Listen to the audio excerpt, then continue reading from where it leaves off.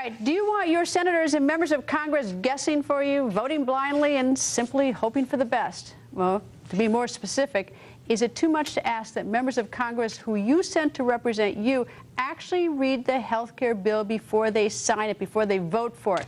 Well, apparently for some, yes. Listen to Congressman John Conyers. I love these members that get up and say, read the bill.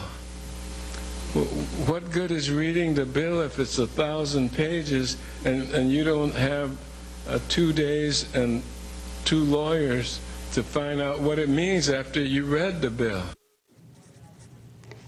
Congressman Conyers declined our request to go on the record. However, 93 members of Congress have, with some prodding from you, now signed a pledge to read the health care bill. One of them is Congressman Mike Pence. He joins us live. Congressman, when you hear Congressman Conyers say that, you need 2 days and 2 lawyers. 2 days, we can find 2 days. I don't know where we're going to get these 2 lawyers. A lot of lawyers in Congress, though. I'm a lawyer, but anyway.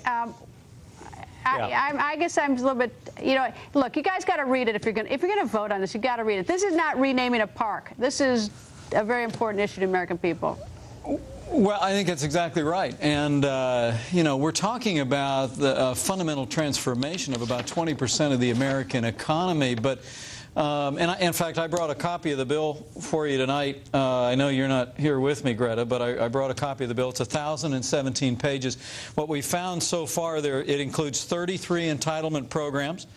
Creates or expands or extends, 53 additional offices, bureaus, commissions, programs, bureaucracies the bill creates. It uses the word, you'll like this from an attorney's perspective, it uses the word shall 1,683 times, representing new duties for bureaucrats and mandates. That's up from an increase of 306 mandates in the discussion draft. You bet every member of Congress who votes for this bill ought to read it thoroughly, and understand that what we're looking at here amounts to nothing more than a government takeover of our healthcare economy, paid for with nearly $1 trillion in new taxes on individuals and small businesses, and it must be opposed.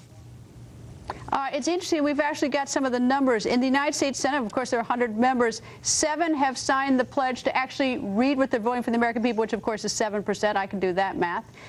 In the House, 435 members in the House, only 86 have signed to actually read it.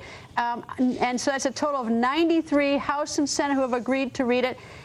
None of which is a Democrat. And so no Democrats agreeing to read this. And, of course, we just heard a Democratic congressman saying he doesn't have, it would take 2 days and 2 lawyers.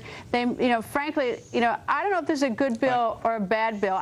Leave those 1,000 pages for me, though. I'd like to see them. I don't know if it's good or bad, but it's deceitful to vote for something when you have no clue what it really means to American people, when it's so important. This isn't naming a park.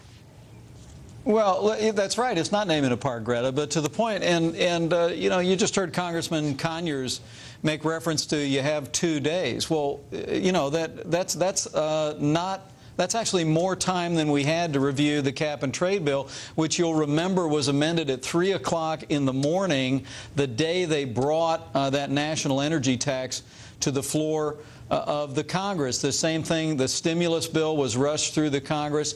There's some talk on Capitol Hill that we may have a reprieve.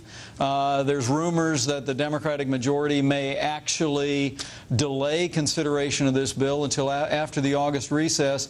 If that happens, it'll be because all House Republicans and a handful of courageous Democrats have managed to achieve that reprieve on behalf of American taxpayers. But the American people deserve time to read this. Every member of Congress ought to sign that Let Freedom Ring pledge that they'll commit to read this bill before they sign it, given the magnitude of what this would mean to our health care economy and to every American.